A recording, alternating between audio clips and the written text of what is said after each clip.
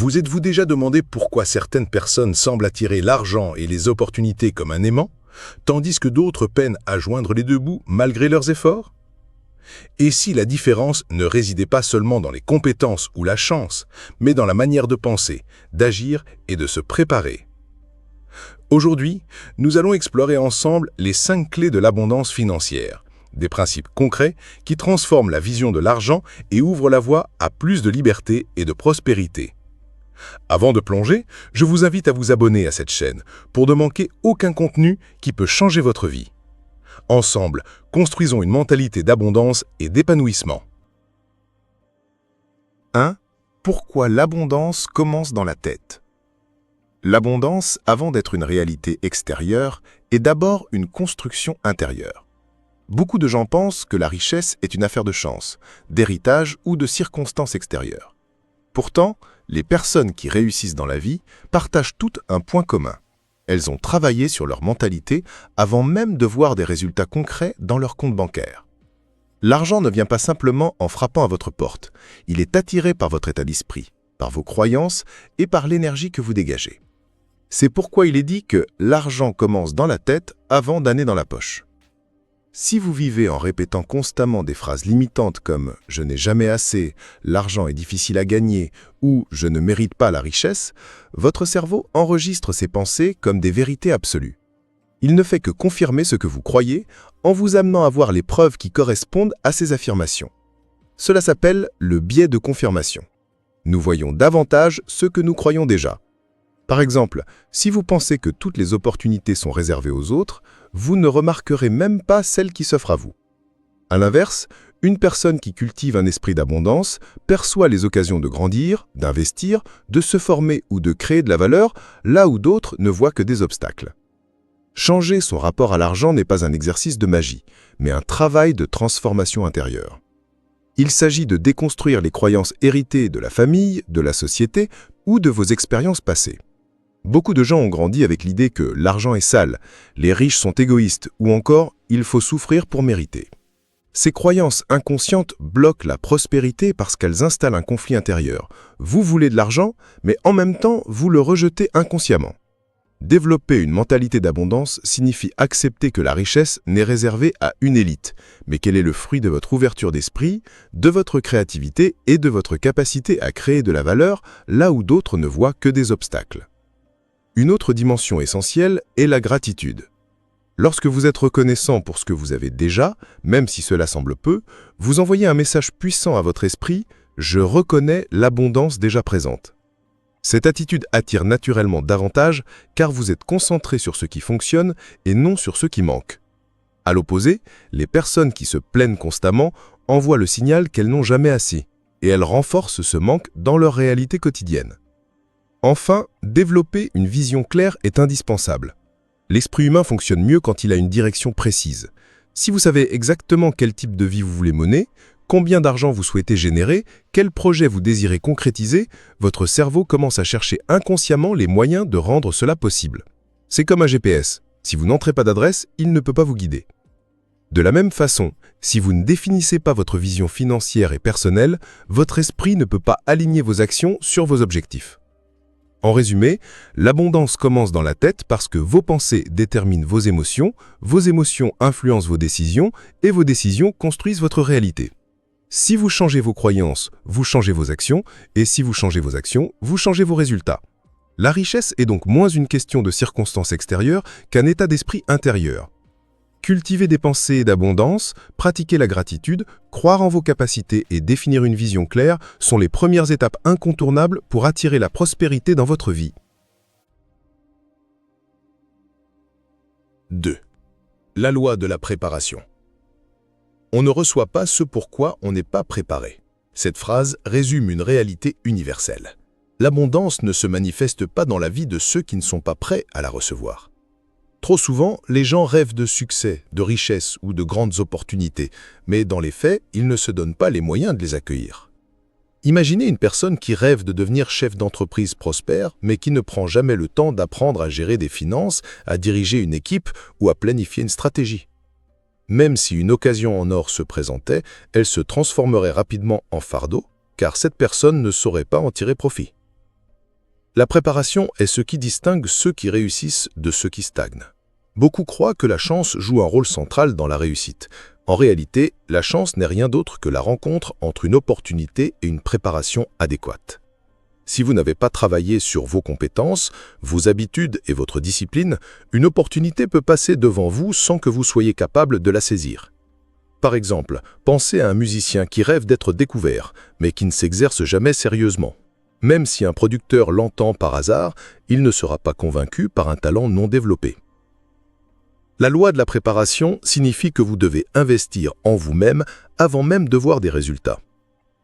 Cela passe par l'éducation, la formation, la lecture, mais aussi par le développement de qualités personnelles comme la discipline, la persévérance et la résilience.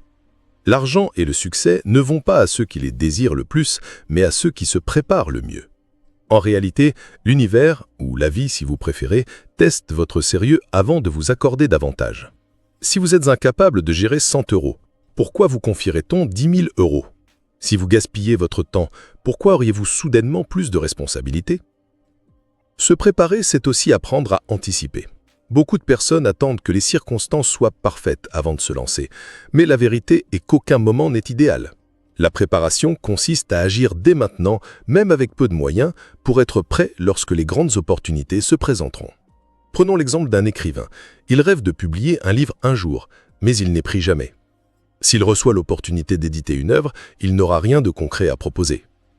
À l'inverse, un écrivain discipliné qui travaille sur ses manuscrits régulièrement aura toujours quelque chose de prêt à présenter. Enfin, la loi de la préparation implique de créer un environnement favorable. Vos habitudes quotidiennes, vos relations, votre discipline personnelle sont des terrains de préparation. Si vous vous entourez de personnes ambitieuses, si vous adoptez des habitudes productives, si vous organisez votre temps avec intelligence, vous augmentez vos chances de capter les opportunités lorsqu'elles surgiront. L'abondance ne récompense pas les rêveurs passifs, mais ceux qui transforment leurs rêves en plans d'action et qui se rendent disponibles pour accueillir le succès. En somme, la préparation est une graine que vous plantez chaque jour. Même si vous ne voyez pas les fruits immédiatement, vous développez vos racines. Lorsque viendra la pluie des opportunités, vous serez prêt à croître et à prospérer. La richesse aime les esprits et les mains prêts, car elle sait que seuls ceux qui se sont préparés en profondeur sauront la faire fructifier durablement. 3. L'importance de la gestion de l'argent. Gagner de l'argent est une chose, mais savoir le conserver et le faire fructifier en est une autre, souvent bien plus importante. Beaucoup de gens croient que la solution à leurs problèmes financiers se trouve dans le fait de gagner davantage. Pourtant, combien de personnes obtiennent une augmentation de salaire, gagnent à la loterie ou touchent une somme importante pour se retrouver quelques mois plus tard dans la même situation de stress financier qu'avant? Le problème ne réside pas dans le montant gagné, mais dans la capacité à gérer ce qui est déjà entre nos mains. La gestion de l'argent est une compétence que trop de personnes négligent. Sans discipline financière, même de grands revenus peuvent s'évaporer. Le piège le plus courant est celui de l'augmentation des dépenses au même rythme que les revenus. Par exemple, une personne qui double son salaire décide d'acheter une voiture plus chère, de déménager dans un logement plus grand ou de multiplier les loisirs coûteux. Résultat, malgré un revenu plus élevé, elle vit avec la même pression financière, voire pire. L'abondance n'est pas liée uniquement au combien je gagne, mais surtout au comment je gère ce que je gagne. La première étape est d'apprendre à budgétiser. Faire un budget n'est pas une contrainte, mais une liberté. Cela vous permet de savoir où va votre argent, d'éviter les fuites inutiles et de mettre en place un plan concret pour vos projets. Beaucoup craignent le mot budget, car ils l'associent à la privation. En réalité, c'est l'inverse. Un budget bien construit vous donne la tranquillité d'esprit et vous assure que vos priorités sont respectées. Ensuite vient l'épargne. Mettre de l'argent de côté régulièrement est une habitude fondamentale. Même de petites sommes placées avec régularité créent un effet bulle de neige sur le long terme. L'épargne n'est pas seulement une sécurité en cas d'urgence, c'est aussi une base pour investir. Car l'étape suivante, essentielle, est l'investissement. Épargner sans jamais les investir revient à stocker des graines sans jamais les planter. L'argent doit circuler et être placé dans des projets ou des actifs qui génèrent des rendements. Immobilier, actions, business, projets créatifs, etc. Une autre clé de la gestion de l'argent est la maîtrise de ses émotions. Beaucoup de décisions financières sont prises sous l'impulsion. Achats compulsifs, investissements hasardeux, dettes de consommation. Apprendre à différer la gratification, à analyser froidement ses choix et à garder une vision long terme est ce qui distingue ceux qui prospèrent de ceux qui s'endettent. En définitive, la gestion de l'argent n'est pas une compétence réservée aux financiers ou aux riches. C'est une base que chacun doit développer pour transformer ses revenus, même modestes, en un tremplin vers l'abondance. Gérer, c'est honorer ce que vous possédez déjà. Et lorsque vous prouvez que vous savez prendre soin d'un petit montant, la vie vous confie naturellement davantage. 4. Le pouvoir du réseautage. Aucun grand succès ne se construit seul. Derrière chaque histoire de réussite se cache un réseau de personnes, de mentors, de partenaires, d'amis et de collaborateurs qui ont joué un rôle décisif. Le réseautage est bien plus qu'une simple accumulation de contacts. C'est l'art de créer et d'entretenir des relations authentiques, basées sur la confiance, la valeur mutuelle et la sincérité. Votre réseau est un levier puissant, car il peut vous ouvrir des portes que vous ne pourriez jamais forcer seul. Une seule rencontre peut transformer une carrière, une idée ou un projet. Beaucoup d'opportunités circulent de bouche à oreille, par recommandation ou par connexion personnelle. Ainsi, investir dans vos relations humaines est aussi important, voire plus, que d'investir dans des compétences techniques. Cependant, il est essentiel de comprendre que le réseautage ne doit pas être vu comme une stratégie égoïste où l'on cherche uniquement à prendre. Le vrai pouvoir du réseau réside dans la capacité à donner avant de recevoir. Plus vous apportez de la valeur aux autres, en partageant vos connaissances, en aidant, en connectant des personnes entre elles, plus vous devenez une ressource précieuse dans leur vie. Et naturellement, les opportunités reviennent vers vous. Le réseautage est aussi une école de développement personnel. Il vous apprend à communiquer, à écouter, à comprendre les besoins des autres et à développer de l'empathie. Ces compétences sociales sont indispensables dans un monde où la réussite dépend autant de qui vous connaissez que de ce que vous savez. Aujourd'hui, avec les réseaux sociaux, les possibilités de créer et d'élargir son réseau sont immenses. Mais l'erreur courante est de confondre quantité et qualité. Avoir des centaines de contacts virtuels n'est pas aussi puissant qu'entretenir quelques relations solides et sincères. La véritable abondance circule dans les liens profonds, pas dans les connexions superficielles. En fin de compte, le pouvoir du réseautage repose sur la réciprocité et l'authenticité. Lorsque vous bâtissez des relations basées sur la confiance et la générosité, vous créez un cercle vertueux. Plus vous aidez, plus vous recevez. Et plus vous recevez, plus vous êtes en mesure d'aider. Ainsi, l'abondance ne se construit jamais seule, mais au cœur d'un réseau solide et bienveillant. 5. Créer plusieurs sources de revenus. Compter uniquement sur une seule source de revenus, c'est comme marcher sur un fil sans filet. La sécurité financière véritable se construit en diversifiant ses sources, en multipliant les flux qui alimentent votre vie. La plupart des gens dépendent d'un seul salaire, et cette dépendance crée une fragilité énorme. Si ce salaire disparaît, c'est tout l'équilibre de leur vie qui s'effondre.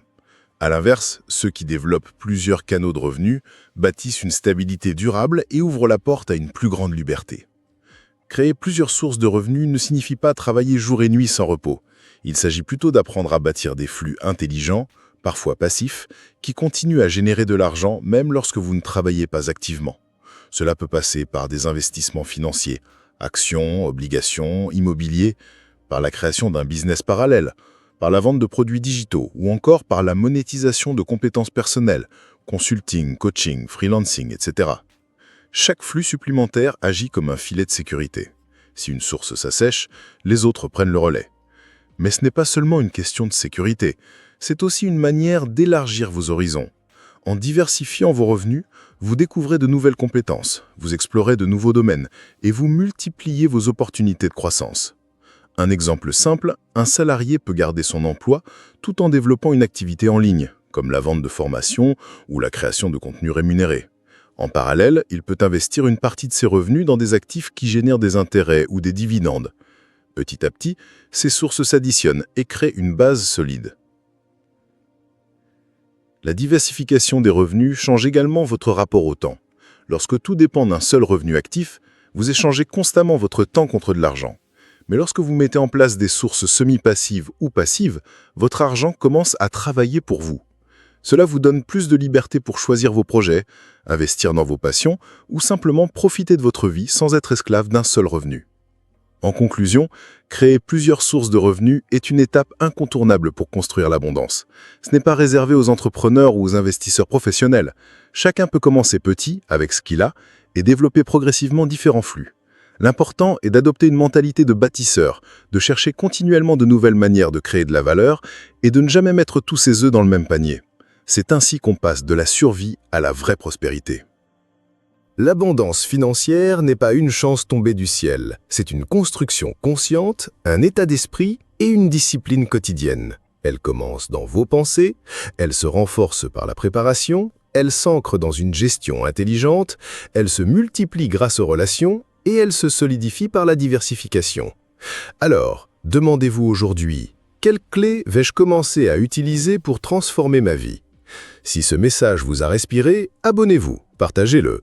Et souvenez-vous, l'abondance ne s'attend pas, elle se crée.